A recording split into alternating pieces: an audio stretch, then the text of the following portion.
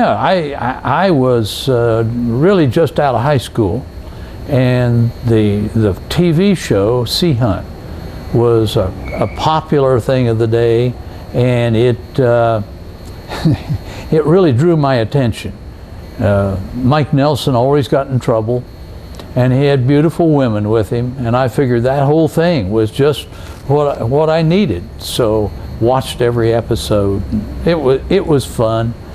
And then 1959, the YMCA National Scuba Program started. It was the first countrywide to teach new instructors. And from that, a year later, in 1960, late in 60 and the beginning of 61, a fellow from Muncie went to Columbus, Ohio, and took the training to become an instructor, came back here, offered the first scuba course, and across the Muncie Star front page was 2 or 3 pictures. I wish I had that copy, but of guys jumping into Phillips Outdoor Center in the winter in the ice. And wow, I thought that was neat. And they were kind of advertising a new class. So I took that class.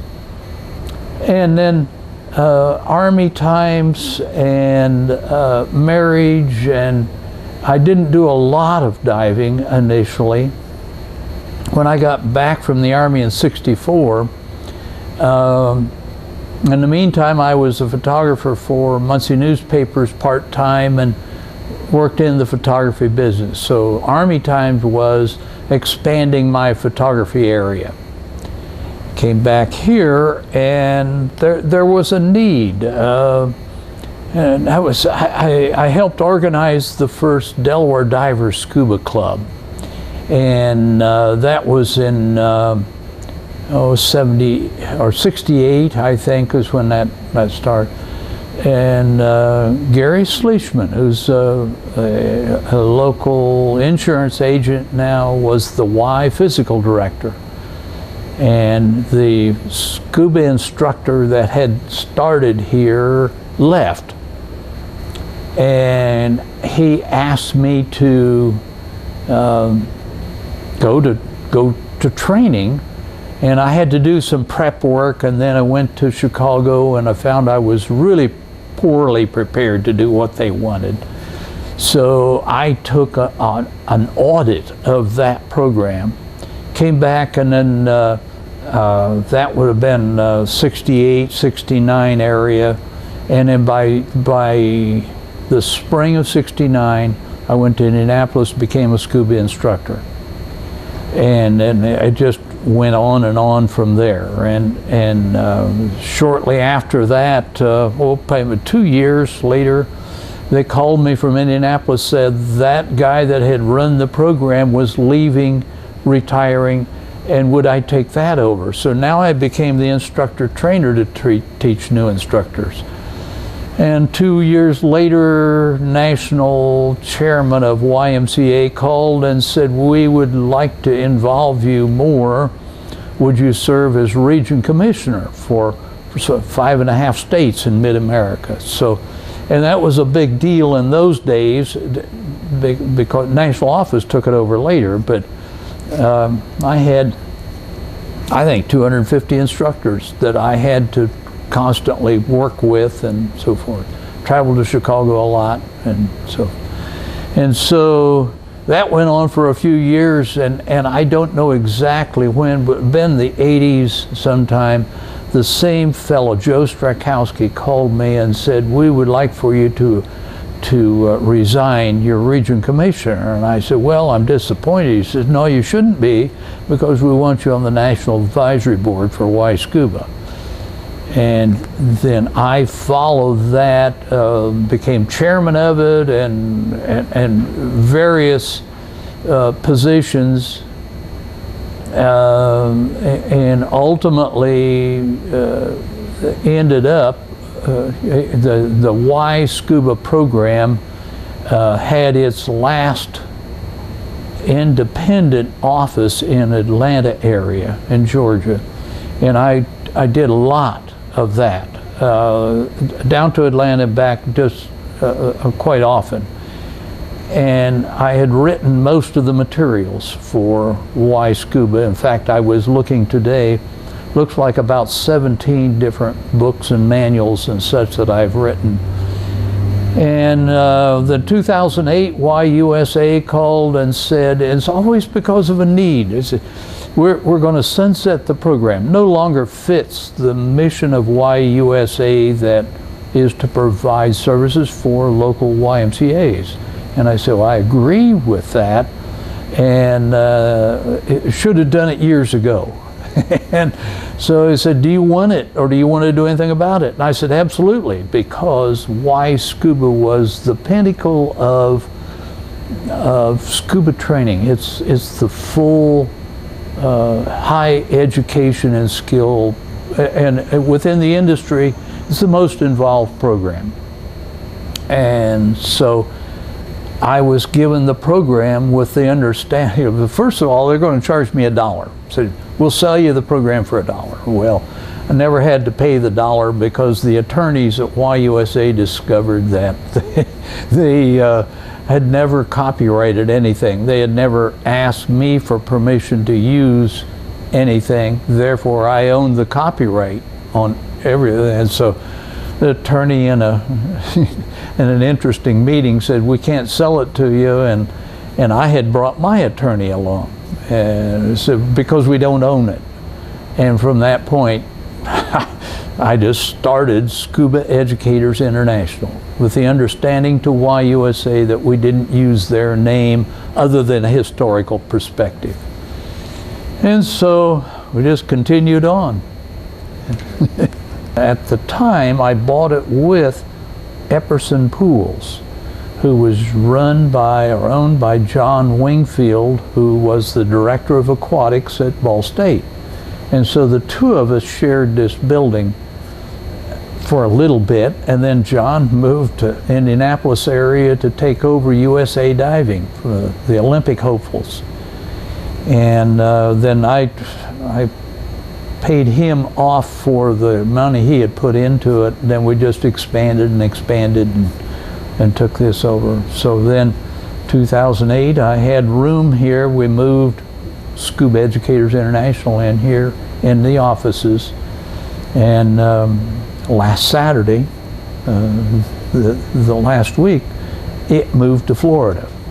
And I'm still director of training for Scuba Educators International. We're in 32 states, 29 countries around the world, and very, very involved. And I have two other guys that have taken over the leadership role of that program, and it's kind of freed it up to me to take back and relax a little bit. I'm 80 years old, for gosh sakes. What am I doing? and so it's become fun, and my days are a little more relaxed than they have been because of that. I was a scuba diver then in the spring of '61, so that means 58 years as a diver. And then 1969, I became the instructor. So immediately began teaching. 69 to 2019 is 50 years, and that's how long I've been teaching at Muncie YMCA. Because I've just been blessed. Number one in my memory is my wife and I were invited to go along with Ed and Virginia Ball. I had trained Ed as a diver, and I don't remember when, but he was 65, I think, and he dove for 30 years, but he took us along. We went to the Florida Keys, not the Bahamas. We flew over Cuba in his plane and went to the Cayman Islands with them, and then flew charter to Bonaire off of Venezuela. South, and we were just blessed to be part of their lives and there. But since then, for YUSA, during the heat of my time with them, I made an offer that I always had a lot of vacation time available. I said, if you want new instructors, the deal is I'll do it for free as long as from the moment I walk out of my back door until I get home, it doesn't cost me anything. So consequently, I went all over the United States. Oregon, Washington, California, Texas, several times in Florida, St. Louis, Connecticut, and all over. But in addition to that, I went 2 times to Europe and taught an institute in Spain first. Well, it started in Germany and we did the water work in Spain. And then the second time I went to Greece and taught 10 individuals to become SCUBA instructors there. Then I was back here and went to, I think, Houston, Texas area. And an instructor that had paid my way, had me down there, had a little bitty store, and it wasn't just a hole in the wall kind of store, and I didn't understand how does he make his money. So he took me out to eat one evening, and we began to talk about that. And he says, oh, it's not about the store. Sure, I teach students, but I travel. And I said, well, tell me about that. And he said, well, I'll tell you what, you've given your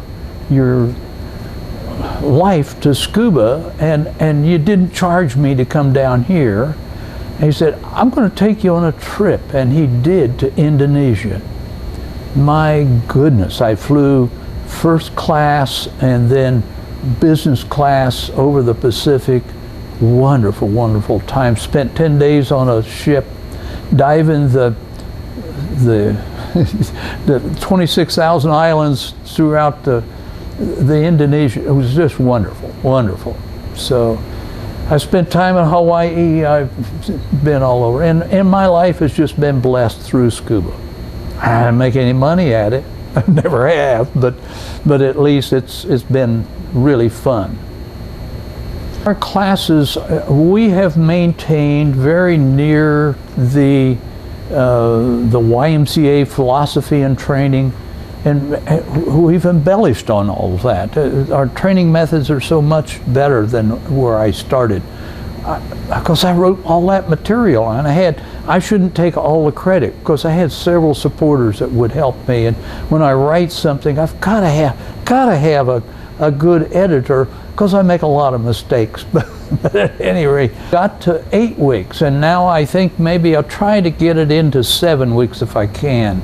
But that's once a week for 4 hours, 2 hours in the classroom, 2 hours in the pool. And when divers leave that training and then do their open water dive training, they are well prepared to just be comfortable in the water wherever they want to go worldwide.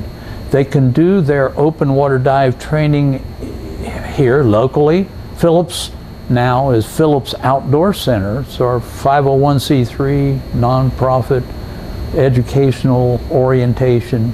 Or they can go anywhere in the world. I can send an information packet along and they can do that training anywhere.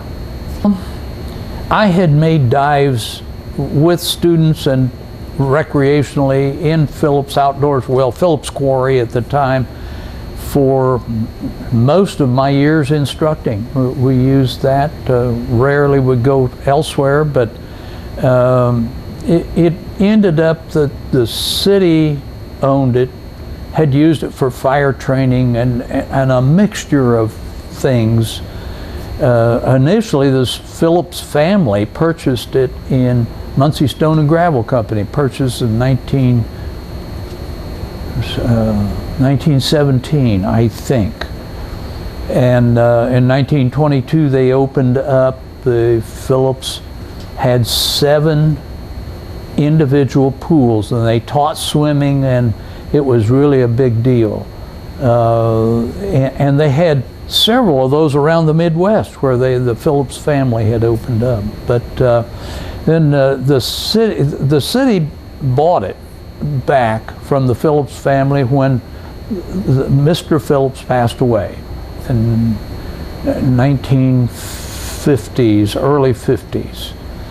And from that point, they didn't know what to do with it, and it became an attractive nuisance. To put a fence around it, and I could almost always get a key to go in to train and so forth. Well, Clarence Bird, an old retired railroad man, moved houses for a living, and he bought it just as a fishing pond.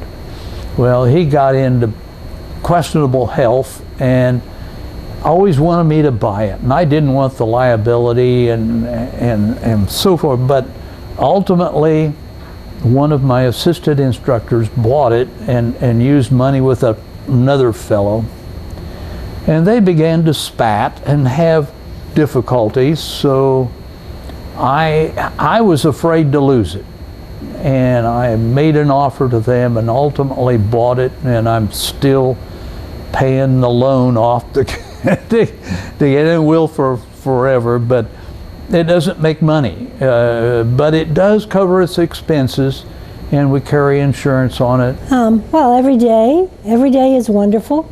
Every day is different. Every day he might have a new thought of something he might try.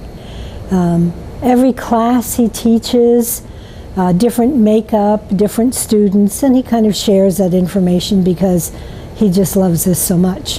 His only goal really is to have people who will be competent, careful, understand that the underwater environment is a little different than walking on land, but again, in addition to that, something that they can be safe with and enjoy for the rest of their life in lots of situations. From diving in Muncie, Indiana at the local stone quarry, Phillips Quarry, to diving in some of the most beautiful reefs and oceans in the world, that they can be competent divers and enjoy that underwater world that we love so much. And of course, Tom has been doing this, well, as long as we've been married, 56 years.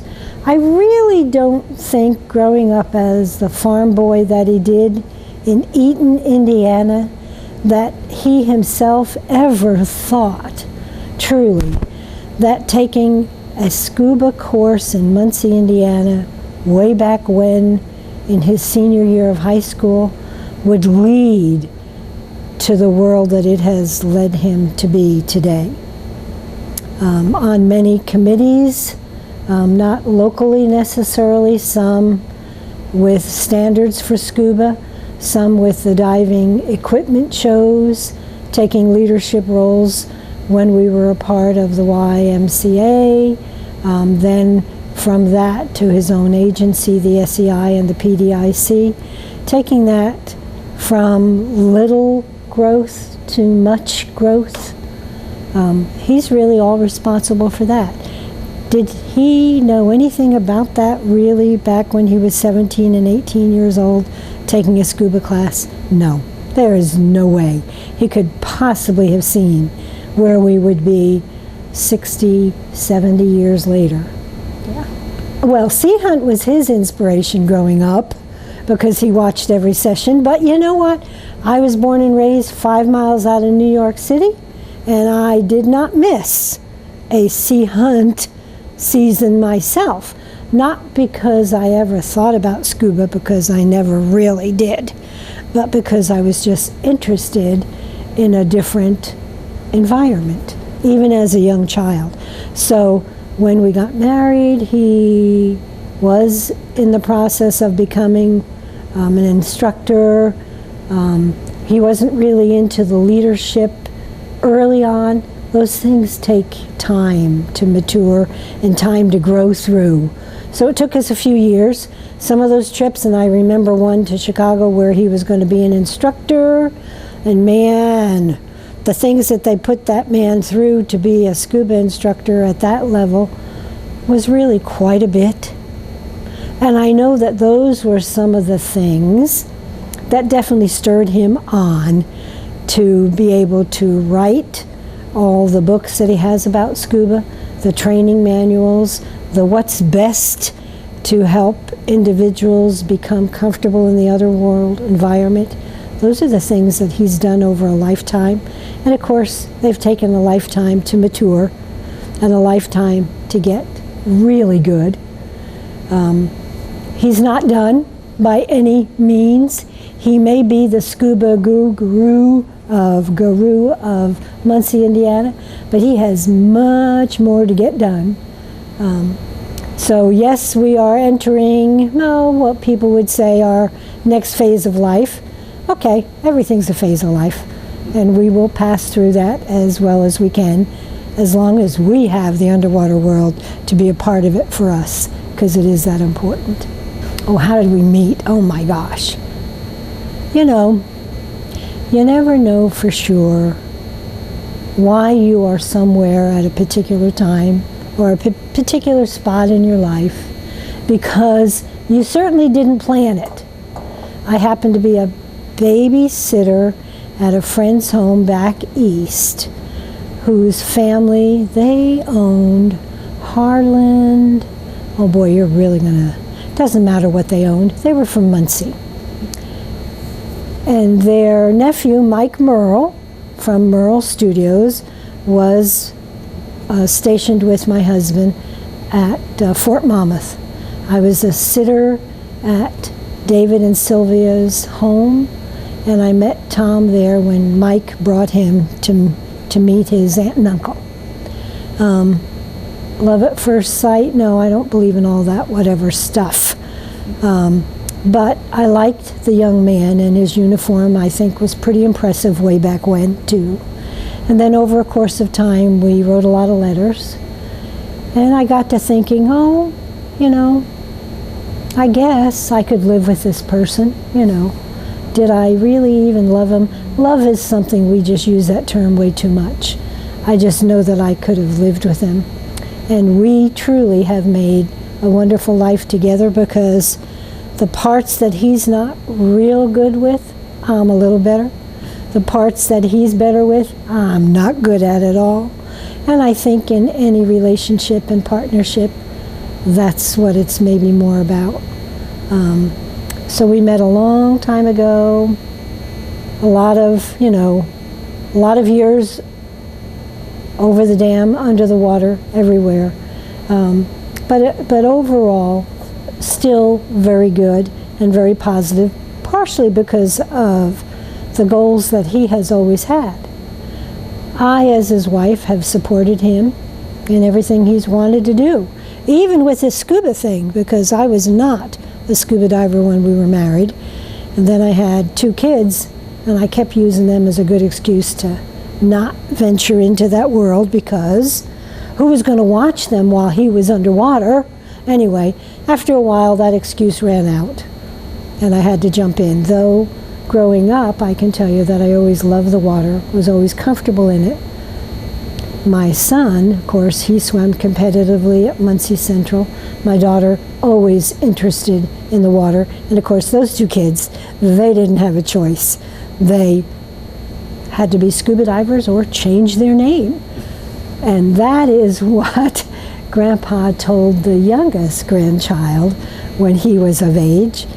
Either you take scuba or you change your name. Now, by the way, those things were never a threat, because anything that you've grown up with your whole life, and in our kids' case and in our grandchildren's case, it was at the stone quarry, at the water, kayaking, swimming, playing.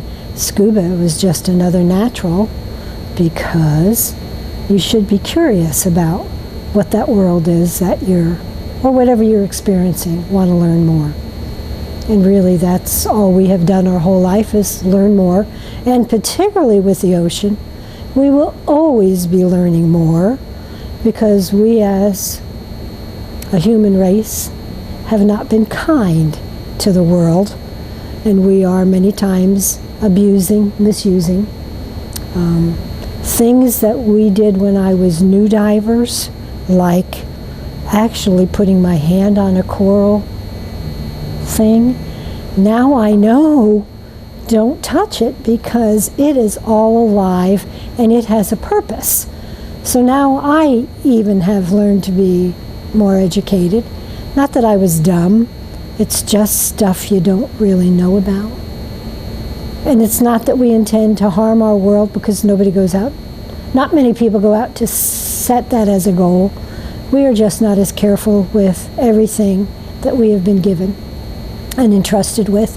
And I think we as a species needs to be more aware of that. We are becoming more so, but we need to do a better job.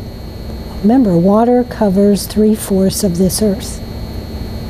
Water used to be a dumping ground for everything. We have a lot of laws now and a lot of things that have come into place to help that. Yeah, change. I started diving at an early age, and of course I don't remember any time when I wasn't diving.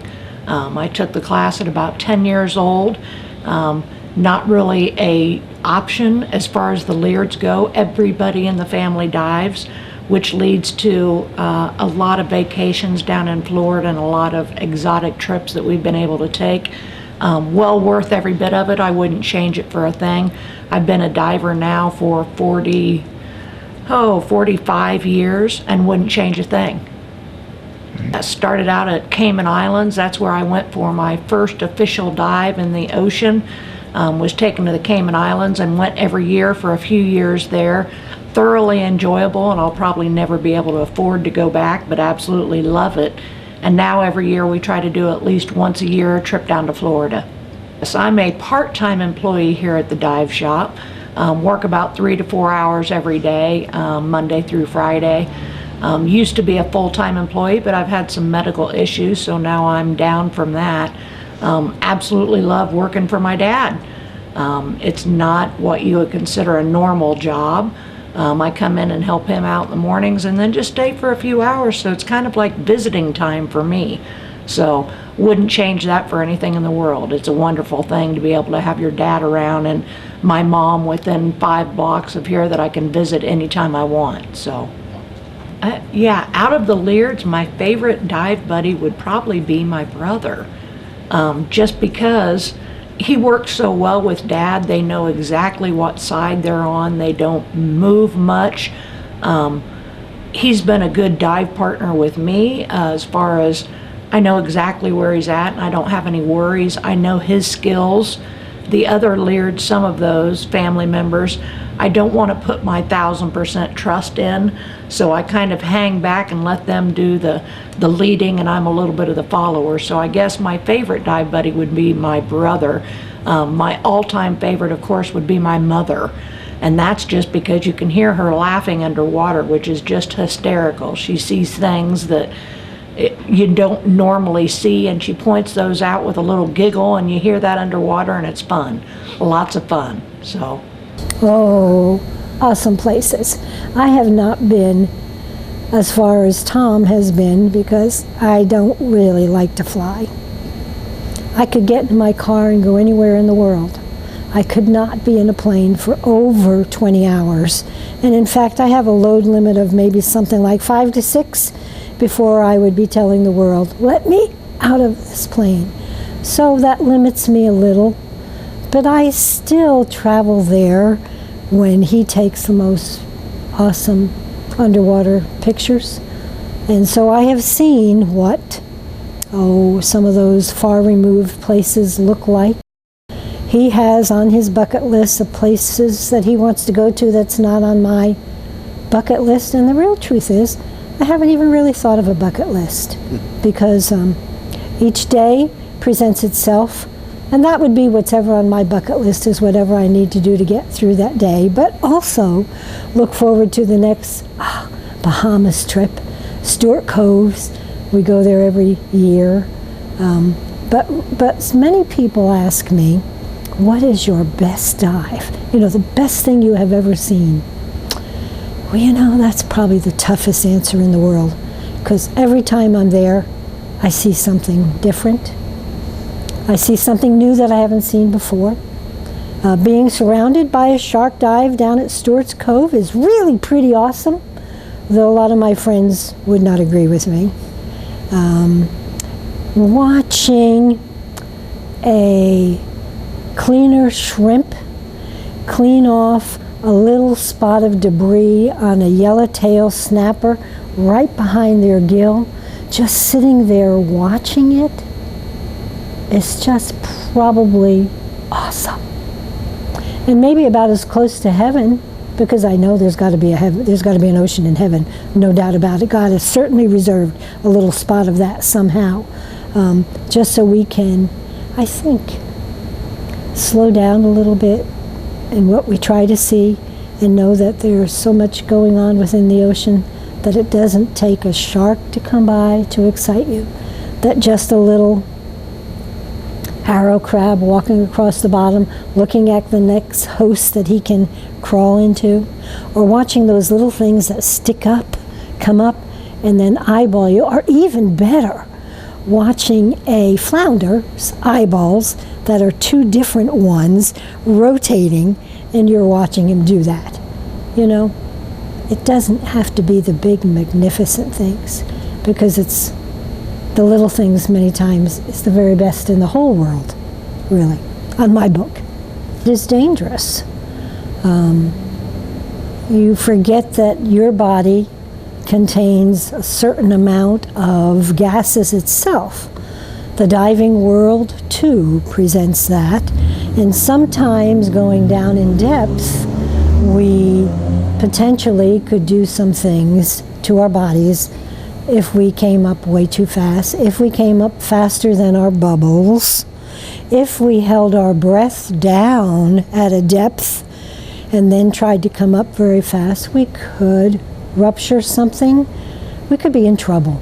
So yes, there are some very definite don'ts, like never hold your breath, always just breathe normally, which is hard to tell somebody when that little hose coming around to your mouth is your only air. Of course, the little gauge I have that tells me exactly how much air I have in that little tank is kind of important to me. I want to know how much air I have left and how deep I am. But all of those things are not to scare you. It's just to let you know that there's some things you really have to be very careful of and just don't do. But I don't know how that's any different than driving a car, getting on a motorcycle, going down a ski slope, flying my plane, out on the golf course. Everything you do, to me, has guidelines, and that's all we're emphasizing is guidelines. Yeah. I originally started diving, I believe it was in 1999, and although Tom was not my original instructor, I've had many classes with him to this point, and I've worked my way up to being an instructor trainer at the dive shop. So it's once I retired, I took and I started coming back here to co-teach with Tom. There wasn't an open YMCA in the area that I could take on my own. So yeah, I just co-teach with him, and to this point, it's if something comes up where he has to travel out of town for the RSTC or whatever, it's I said, okay, Randy, you know what to do. And I just bring in my gear and my equipment, and we decide to carry on just like he was here. I'll log anywhere from 100 to 110 dives a year, and some of that's recreational, but the majority of the diving is with students, and when you dive with students, you're diving for the students. And it's rewarding and it's enjoyable, and it's I understand why Tom's been involved in this recreational activity for as many years as he has. Yeah, let me give you a little tour around our facilities. You see, I have individuals from other cities, other areas that come and visit and are amazed at what I've been able to put together here. I'm really proud of all of this. So, yeah, we're in the retail area, and just all manner of items that divers need to make this all work. Incidentally, we have a rental program, so if a diver doesn't want to buy all of this equipment, they can rent it, and half what they pay in rental can be spent later for anything in the place.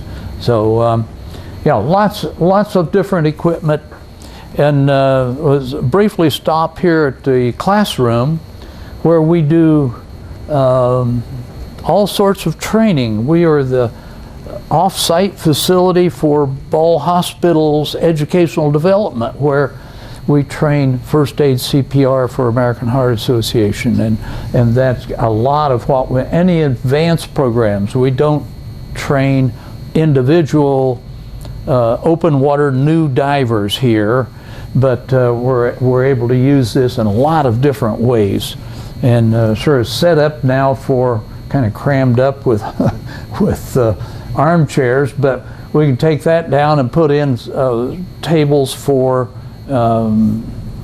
conference and small meetings and groups and that sort of thing. So, and a lot of availability of electronic media, actually even an old slide projector and overhead projectors and screen and TV behind me that we use for American Heart training and so forth. So now if you look at that history wall, there's a huge amount of stuff that have been here forever, and some of it I used when I first started, and golly, I shudder to think of some of the equipment that I used. I don't know how I survived in those years, but people give us this stuff, and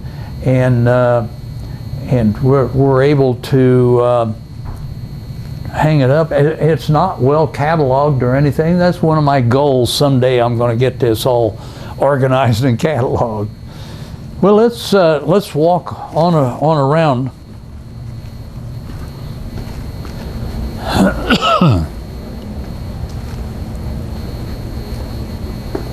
Customer counter here. When the customer walks in, they can work with us, but this is a little different. If a customer wants to use the telephone or they want to walk behind, they don't have to ask permission. If they want to use the restroom, you don't have to, because this is their store. This is really for divers, and it's quite different than a typical retail establishment. Yeah. Our offices are behind the scene here.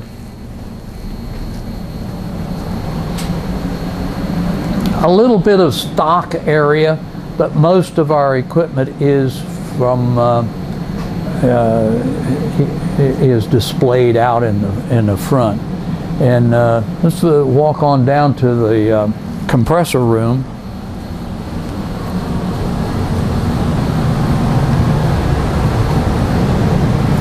Most of our rental gear or student class gear is here in this area.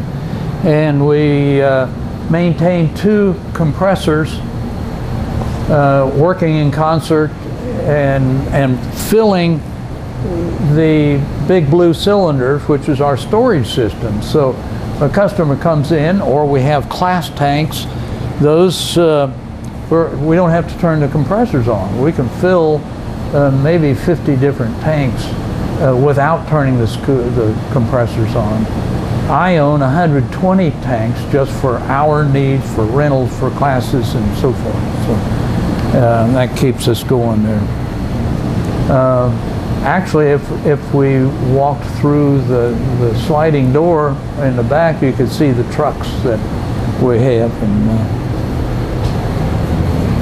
currently, we have lots of our tanks that have to be inspected annually. And they're all out here. Most of them are empty. And so when we'll start, now this is set up, this truck is set up for tomorrow evening's or Thursday evening's class. And the small class at the Muncie YMCA have a second van that travels out of town around to the area, and that one, actually I'll be driving that this evening. And so yeah, now the little building that we started in way back in the early 70s, we had to tear down and make a parking area for customers. There was just no place for a customer to go. And that was at a time when they rebuilt Martin Street, and we were cut off, had no place. So that really has been a big help to us, a huge help to us. In an area, couple areas here, our service center. I have a fellow that works with us. He comes in as an outside contractor to repair scuba equipment. And if you look at the certificates, he's been to all training, keeps that up annually. 2 or 3 weeks ago, he went to Florida and did several refreshers of classes. So he's well qualified to do all the kinds of things that we must do to keep scuba equipment working at 100%, not even 99%. It has to be 100% to be right. And so this is the area that he generally works in. And this is two thermal protection systems. One was a wetsuit, and correspondingly you get wet on the inside. Well, that's great for spring, summer, fall water, but here, Phillips Outdoor Center, that's a little chilly at this time of year. Sunday of this week, I made a dive testing a new suit out, and I had one minor problem with it, but it was really a very comfortable dive. This is a dry suit, and it actually has 2 zippers, one that seals on the inside and then a protective zipper on the outside, and the diver is totally dry when everything works right. And this is plugged into the air system that the diver's wearing, so he can push a button, put air into it to balance his buoyancy. So the diver ultimately should always be neutrally buoyant or weightless. If he stops swimming, you don't float up or sink. You're supported at that point in the water. So yeah, that's a wetsuit. A dry suit then, that's a dry suit. A wetsuit would be something like this, and that happens to be a brand that we don't normally carry, but it's a ladies' suit that zips down the back and could be add on to that with a hood and gloves, boots, and so forth to add the thermal protection. In this case, the boots are included into the suit. The gloves are sealed and fit onto the suit. And this particular one would wear a wetsuit type hood. My personal suit, I have in this ring, I have a full hood that is part of the suit. So I don't, everything right, I don't get wet at all. I go diving and some people say, well, that's not diving, you're not getting wet. And well, okay. A little bit of camera equipment. We keep these from Ike Manufacturing in Indianapolis, the world's foremost provider of scuba related underwater photography equipment. My personal camera is this one. It's all apart down here, but I use that, use a GoPro camera on it, and in addition to shooting single, and it's all electronic of course nowadays, and so photography has changed immensely from the time I started years and years ago. Well, there's a lot of landlubbers, and I'm sorry for them that they don't get to see 3/4 of the most beautiful world that I can see. Some I do encourage, if you're someplace warm and clear and the water temperature is 80 degrees, please put a mask on your face. Please put a vest on your tummy and just lay on top and just watch what you can see from the top. Because from here, where we are on Martin Street, clear to beyond, way beyond Tillotson Avenue, you can see everything there is underwater. So just look at it. See if it even sparks your interest. Some it may not, because of the fears they have. And that fear factor, man, that keeps a lot of people from doing a lot of things that they might try. Sometimes it isn't fear. Sometimes it's unawareness. not educated enough that they're willing to try. Gosh, holds a lot of people back from a lot of things, not just the underwater world. You never know till you try something. Now, nothing that we shouldn't be trying. The underwater world is not on that list, because if you're educated and you know your equipment and you know what can harm you, what won't harm you at all, a little nurse shark laying on the bottom is not going to come up and eat you any day of your life. Just knowing that makes the world seem not as fearful. Dive world not as fearful.